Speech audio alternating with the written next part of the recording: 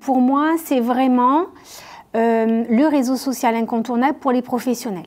Et même si vous ne vendez pas du B2B comme on dit, c'est-à-dire du business à business, donc d'entreprise à entreprise, ça peut être quand même un excellent moyen de capter l'audience des entreprises si, par exemple, vous voulez créer des ateliers, des séminaires. Ça peut être aussi un excellent moyen de trouver des partenaires pour distribuer vos produits, distribuer vos services. Donc pour moi, c'est quand même... Et puis éventuellement aussi pour trouver des consommateurs, hein, on ne va pas se le cacher, hein, parce que tous les professionnels sont aussi des consommateurs. Hein, donc c'est aussi un moyen de pouvoir capter leur attention. Donc pour moi, vraiment, LinkedIn, c'est un incontournable. Et c'est dommage parce que dans le monde de l'agriculture, pour avoir fait des recherches, il n'y en a pas beaucoup. Et c'est dommage, parce que c'est quand même 12 millions de membres actifs par mois. La grande majorité, par contre, regarde les réseaux sociaux tous les jours, voire plusieurs fois par jour, d'accord, dans le cadre, enfin, à leur travail ou à la maison, pour se tenir informés en fait d'actualités autour de leur centre d'intérêt, à la fois professionnel et personnel. Alors, il faut savoir que LinkedIn, c'est quand même un réseau de professionnels international. Donc, c'est aussi une vitrine potentielle pour se développer à l'international, il ne faut pas l'oublier.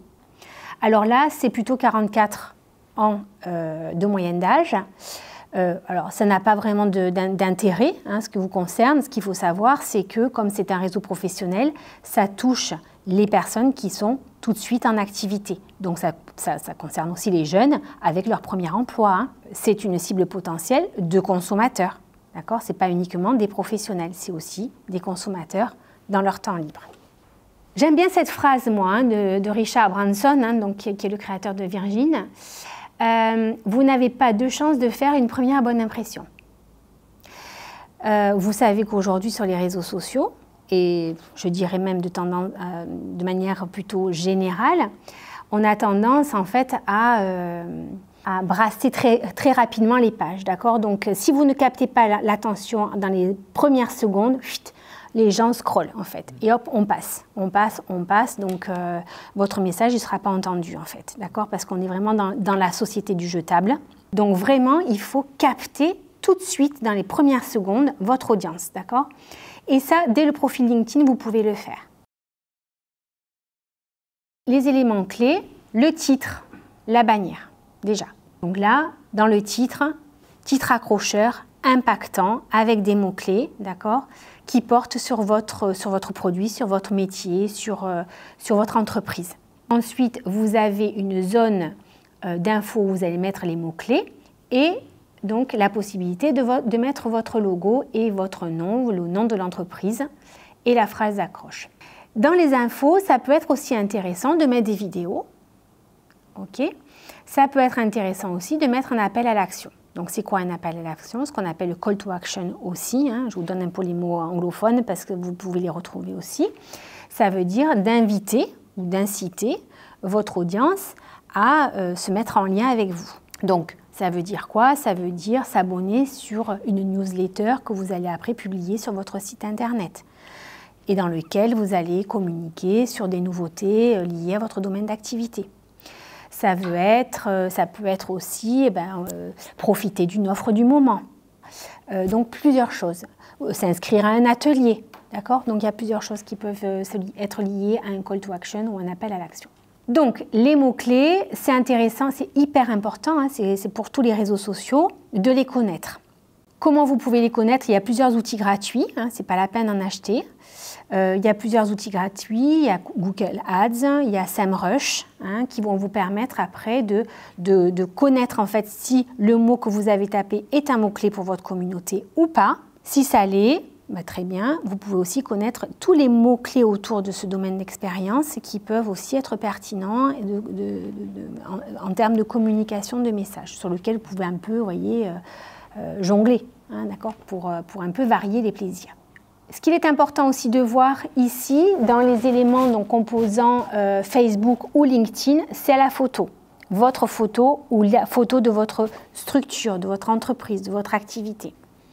Et là, ça répond à des codes aussi. D'accord ? Il faut que la photo, elle soit professionnelle. surtout quand on essaie de... Alors moi, je pars du principe que c'est toujours intéressant de mettre la photo de votre entreprise, mais j'aurais tendance à dire que c'est peut-être plus pertinent de la mettre dans la bannière. Et puis de mettre votre photo, parce que vous êtes le dirigeant et qu'on cherche à avoir une personne derrière l'entreprise. On cherche à savoir qui est cette personne.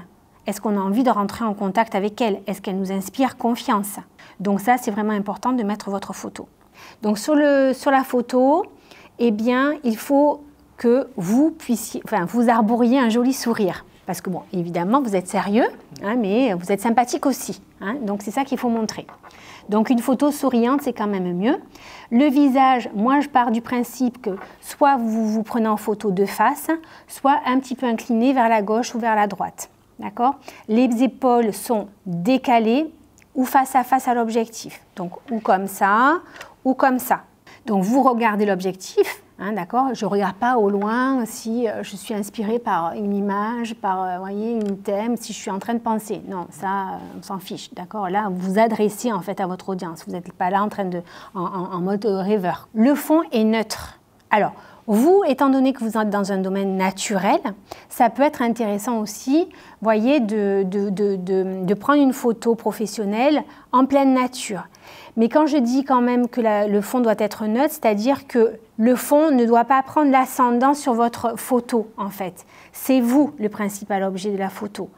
Le fond doit en fait vous accompagner, en fait. D'accord? Donc, bon, moi, je pars du principe que dans votre domaine d'activité, ça peut être très pertinent d'avoir un domaine naturel qui correspond à votre domaine d'activité. Alors, pour concevoir cette photo-là, vous avez différents outils, hein, plus ou moins gratuits.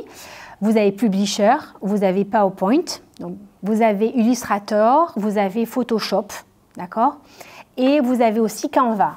Canva.com est un super outil. Moi, c'est comme ça que je fais toute ma communication. C'est un super outil pour trouver des images, pour récupérer des images et les intégrer. Et là, je vous ai mis aussi le format de la photo, puisque c'est un format spécifique en pixels.